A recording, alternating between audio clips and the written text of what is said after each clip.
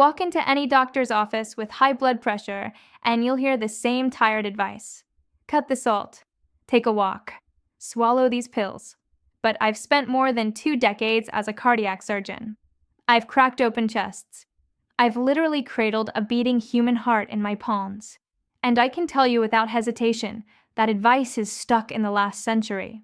There are 3 simple things you can do in the next 10 minutes that almost no cardiologist will ever tell you about. Every one of them is backed by real clinical research. Every one of them is free. And after the age of 60, they often outperform the medications sitting in your cabinet right now. Don't go anywhere, because what I'm about to share is going to rewrite the way you think about your heart. Here's the hard truth.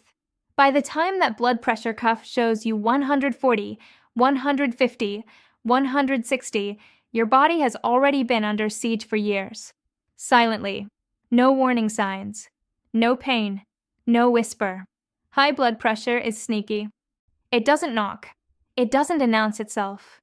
It just hums along in the background, hammering on the walls of your arteries, minute after minute, hour after hour, year after year. Slowly grinding down your heart, your kidneys, your brain. That's why it earned the nickname the silent killer. And trust me, that name isn't marketing. That's a medical fact.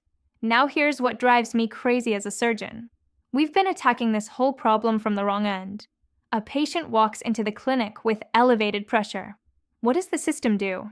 Hands them a prescription, maybe 2, and waves them out the door with a quick, "Take these, eat less salt, walk when you can." Done. Nobody pulls up a chair. Nobody draws a picture of what's really going on inside those arteries. Nobody teaches them what they can accomplish with just 10 focused minutes a day. And those pills? Look, I'm not here to attack medication. Please understand that. Medication has its place. But pills manage a number on a screen. They don't repair what's broken underneath. They don't give stiff, tired arteries their bounce back. They don't teach a stressed-out nervous system how to settle down. That kind of healing requires a completely different approach. And here's why this matters so much once you pass 60. Your arteries naturally start losing their stretch as the decades pile up. Picture a brand new garden hose. Soft, flexible, bends with ease, handles the water pressure without breaking a sweat. Now picture that same hose after 15 summers in the sun. Cracked, stiff, brittle. Same water going through, way more pressure building up inside. That's exactly the story of aging blood vessels. Standard advice, walk half an hour, shake less salt on your food, isn't wrong. It's just incomplete. Not after 60. Your body deserves something sharper, something more precise. And that's what the next 10 minutes will give you. Let me break down what's actually happening inside you, because once you see it clearly, every piece of this plan will click into place. The walls of your arteries are built from smooth muscle and stretchy tissue. In youth, that tissue is springy. Every time your heart beats, the walls puff outward, then snap back like a fresh rubber band. But after years of wear, and especially after 60, that spring fades. The walls thicken. They harden. And stiffer arteries always translate to higher pressure. No exceptions. Here's what's missing from the conversation. Regular cardio, walking, biking, swimming, it's all wonderful for your heart muscle, but it doesn't directly attack the stiffness in your artery walls. It gets your pulse moving. It doesn't force those walls to stretch and rebound the way we actually need them to. So what does? That's the exact place most cardiologists run out of road. And it's exactly where this protocol picks up the story. Ever notice how 2 people the same age, same weight, same routine can have wildly different blood pressure numbers?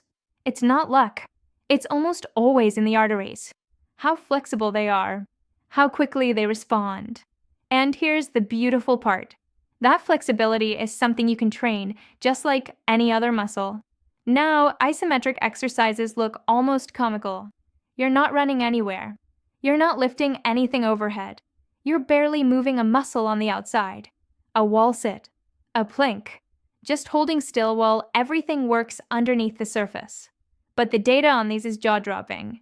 A massive 2023 review in the British Journal of Sports Medicine put every major form of exercise head-to-head. Cardio, weight training, HIIT, everything. And isometric exercises came out number 1, above all of them. For adults over 60 with elevated blood pressure, consistent isometric training dropped systolic numbers by an average of 10 points. 10 full points. That's the same effect doctors expect when they add a second prescription to your regimen. Here's the mechanism. When you hold a wall sit or a plank, your muscles clamp down and stay clamped. That momentarily squeezes blood flow. Then when you release, your vessels flood open, expanding rapidly. Repeat that cycle day after day, and your artery walls literally relearn how to flex. It's physical therapy for your vascular system. So here's the plan. 6 minutes total. Split it however you like. 2 minutes of wall sit. Slide your back down against a wall until your thighs are parallel to the floor. Hold the position. Keep breathing easy. Don't hold your breath. Then 2 minutes of plank. Forearms down, body in one straight line, belly pulled in. Finish with another 2 minutes of wall sit. That's it. 6 minutes. 0 equipment. 0 gym membership. You can do it in your slippers next to the couch. Now this part matters. If you're brand new to this, begin with just 30 seconds of each and slowly build up week by week. Tune into your body. If you feel chest pain or get dizzy, stop right away and call your doctor. But for the vast majority of people over 60, this is safe and remarkably powerful. And if you'd like the complete written protocol, exact timings, rest windows, and a daily tracking sheet to keep you on course, I've organized all of it for you. The full blood pressure guide is linked right in the description and on my profile. I know it's tough to remember every detail from one video. The guide puts everything in your hands, step by step. All right, 6 minutes of isometrics in the bank. Now we move to something that looks even simpler and goes even deeper. 2 minutes of controlled breathing. Dr. Adriana Markson breathing? Really? Stay with me, because this isn't your yoga studio breath work. This is pure neuroscience aimed like a laser. Once you understand what's unfolding inside you, you'll never skip these 2 minutes again. Your body runs on 2 settings. Fight or flight, which is your sympathetic nervous system. That's the gas pedal. Heart racing, pressure climbing, vessels squeezing shut. And rest and digest, which is the parasympathetic. That's the brake pedal. Heart slowing, pressure easing, vessels opening up.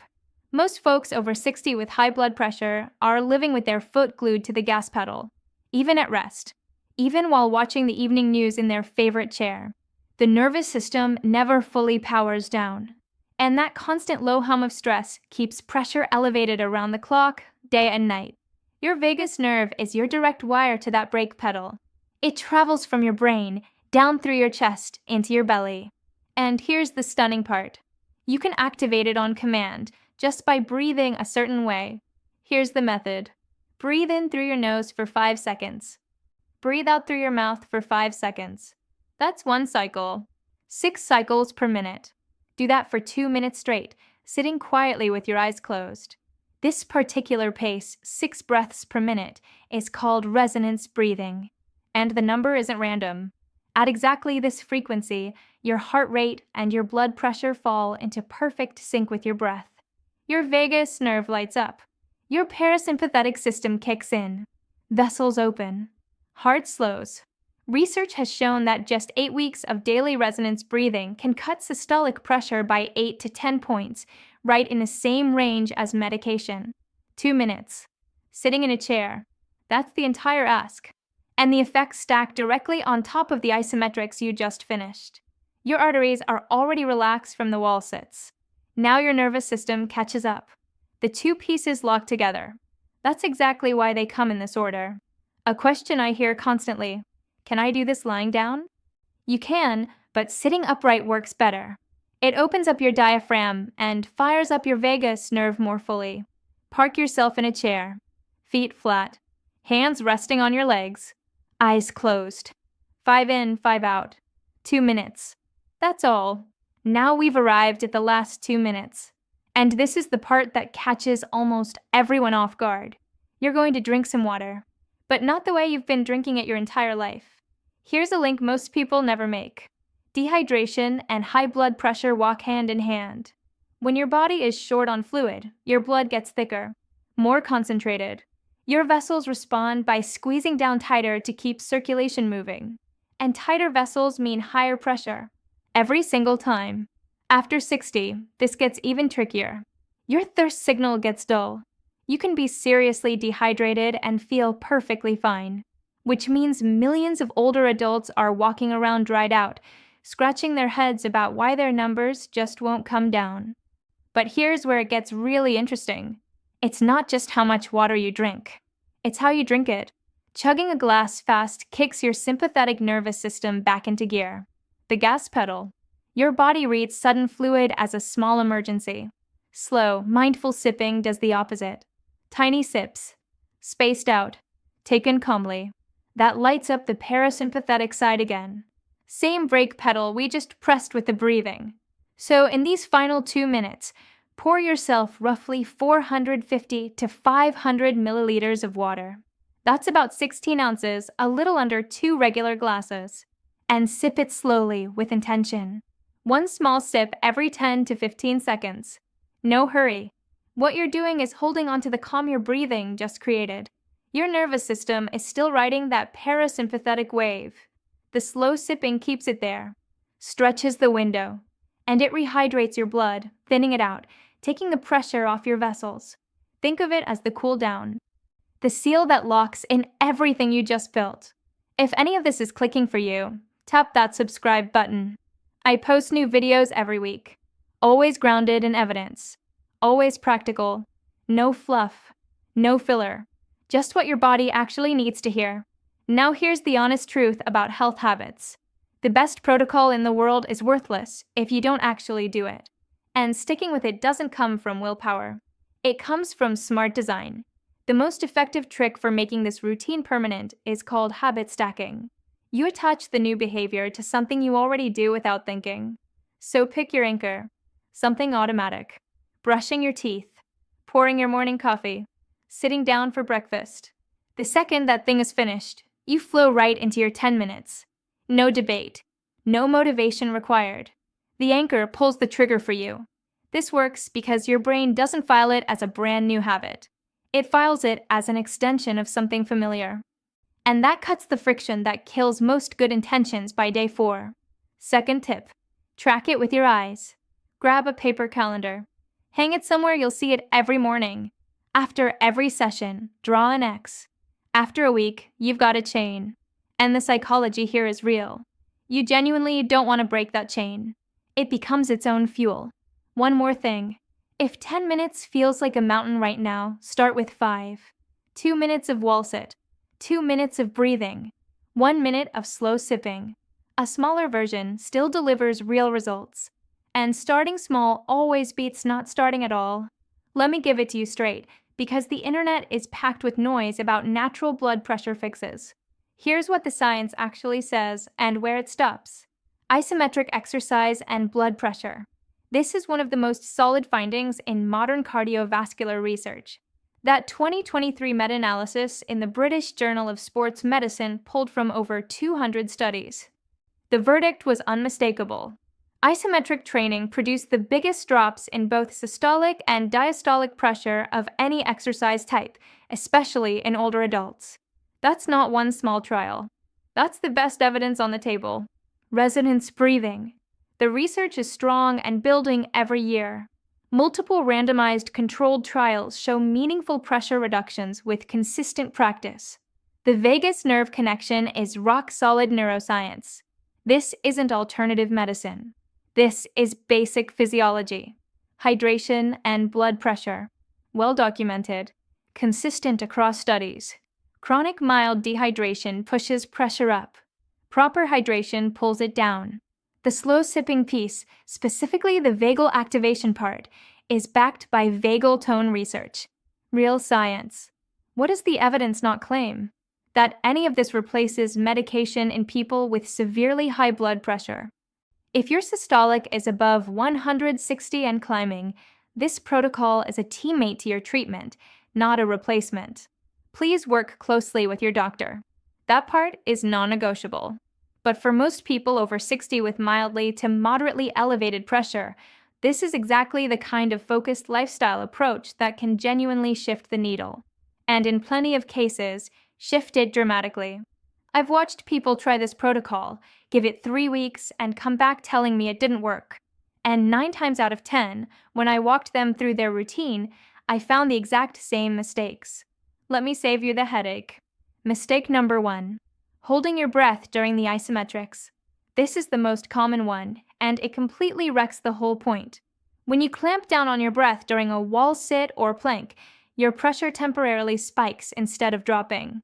Breathe normally the whole time. Steady in, steady out. If you can't breathe easy, you're pushing too hard. Dial it back.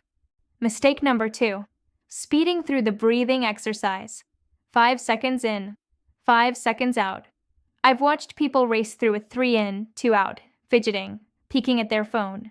That's not resonance breathing. That's just sitting there. The exact 6 breaths per minute rhythm is what flips the vagal switch. Rush it, and you lose the whole mechanism. Set a timer. Commit to the full 2 minutes. Eyes closed. Phone face down.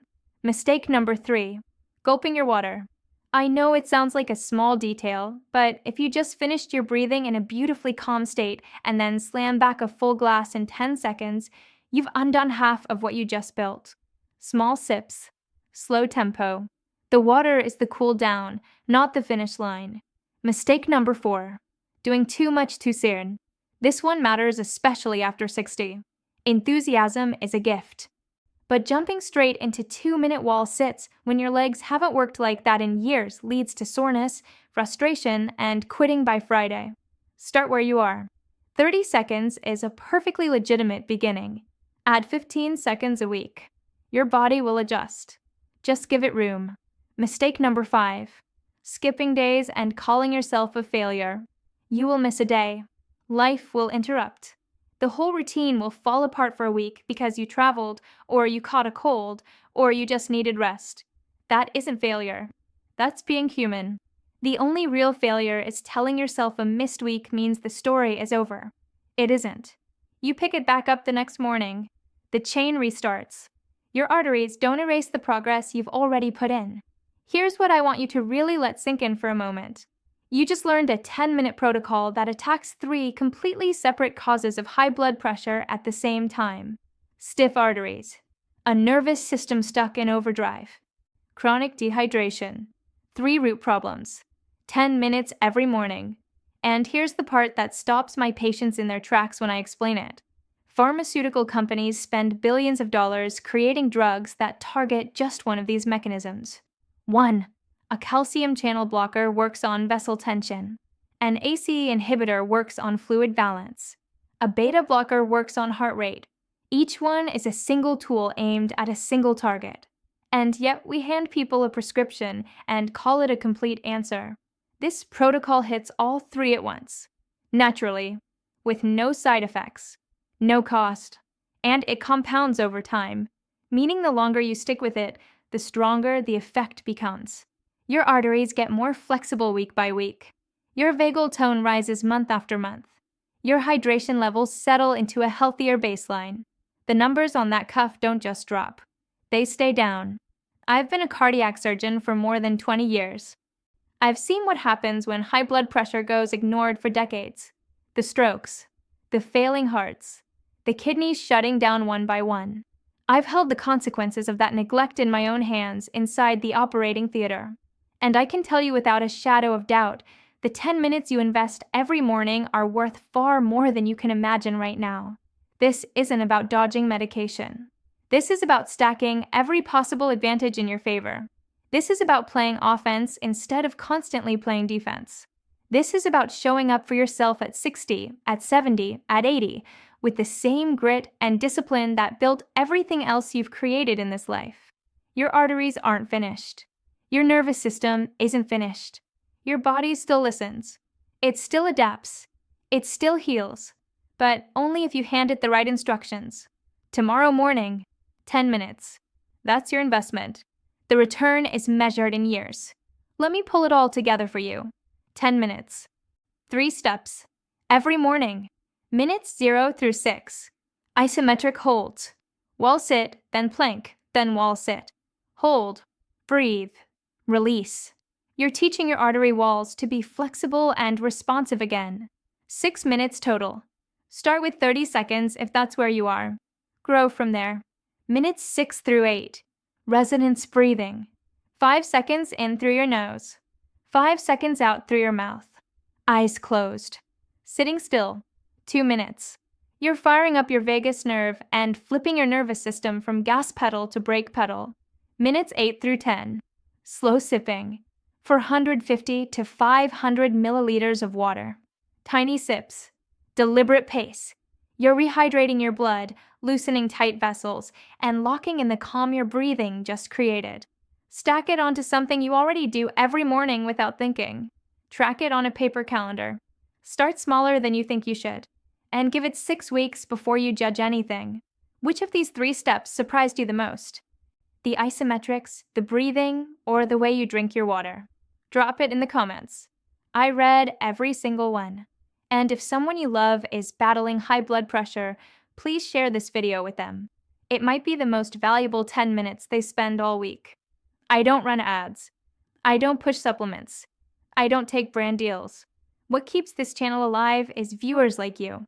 If you believe real, evidence-based medicine should be free and available to everyone, subscribe and think about joining as a sponsor. Take care of yourself. Stay consistent. And remember, everything you do with your body is a conversation. Starting tomorrow morning, start speaking to yours in a whole new language. And before you change anything about your health routine, especially if you're already on medication, please talk with your own doctor first. That's not a disclaimer. That's just common sense medicine.